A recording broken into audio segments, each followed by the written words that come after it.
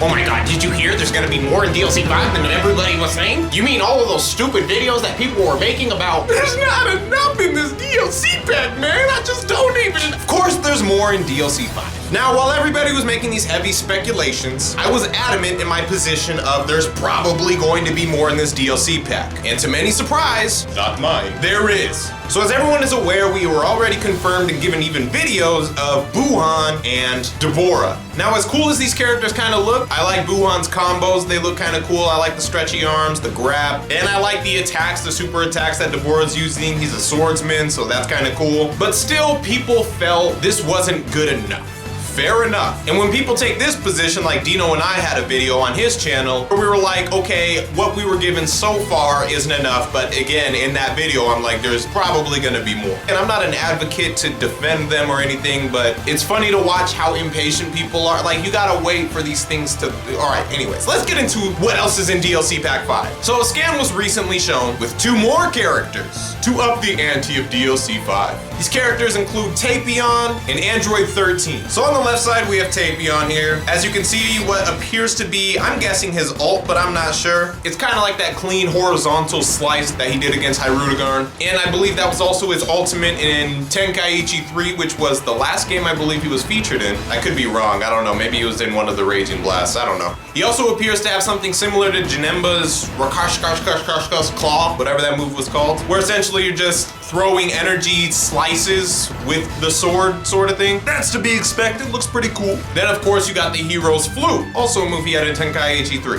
It looks like it's gonna kind of work like Psycho Barrier, unless that's his evasive, but I'm guessing it's gonna be more like Psycho Barrier. Now obviously Android 13's clothing has been in the game for a long time, but we never had the character. They've done that for a few characters, and for some reason I always just feel like when I see outfits of characters that aren't present in the game, it almost hints that they're going to be in the game. In some cases, obviously in some cases they're not going to be. I'll be damned if we have Baba in this game. If we take a look at some of Android 13's moves, he has his SS Bomber, which looks like it has a similar animation to Shocking Death Ball. And just since it's at the top, kind of like how Tapion's, what I think is his ultimate is at the top, I'm gonna guess it's his ultimate. Also, he has this energy blast looking thing. I'm not really sure what the name is. Again, I don't have the translated text. I'm looking at the Japanese scan, and I don't know what's going on at the bottom here. Now I'm gonna address what everybody might think when they first see Android 13, which is he gonna have his transformation though? Wow, DLC's trash, he doesn't have his transformation though, oh my god. We need something else to complain about. And I'll be honest, Android 13's the kind of character that you would like a transformation for, but I'm just gonna err on the side of skepticism, just due to the fact that we had Bojack put in this game and he never got a transformation, even though his transformation is something he's kind of iconic for as well. But that's neither here nor there. A little bit more stuff in this DLC pack. If we look at the bottom here,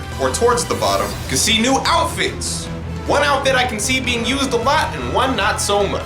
Finally, people will stop using the dumb pilot suit as a Pride Trooper outfit. We're still gonna have a lot of dumb looking fake Jirans, but at least they'll have the official outfit on. We do have a Pride Trooper outfit that should be coming with the next DLC. Now, I don't think this is going to be part of the DLC, and what I mean by that is like the outfits will be put into the game as like an update, probably in the TP Metal Shop if I had to guess, whereas the characters will be something you have to actually pay for in the parallel quests and stuff like that. Now, I gotta throw a little SeeReax speculation in here, but I feel like the Pride Trooper outfits are hinting at something. Again, this is just strictly speculation, but although the characters that we have seen in this DLC pack don't include any of the Pride Troopers, I would not be surprised if getting these Pride Trooper outfits prefaces getting a Pride Trooper such as Topo, Jiren, Dispo, I don't know, somebody in the future. Again, that's just a complete theory, complete prediction, but I felt like I wanted to mention it just in case. Obviously, a lot of the stuff with the Tournament of Power is going on right now in Dragon Ball Super, so they can't really put a Pride Trooper character in the game when they don't really know what they are capable of. Like, Dimps is watching Dragon Ball Super as we are. A lot of the times they're getting information as we are. I wouldn't be surprised if right now they were working on like a Jiren animation for his ultimate where he's like, he blasts somebody up, turns around, does his cool little pose, and then they blow up in the background. That would be such a dope ult. I've already seen a few stamina breaks from him myself, but whatever. Again, just a prediction I wanted to throw in there. Let's move on. We also have Reaper Yan's outfit.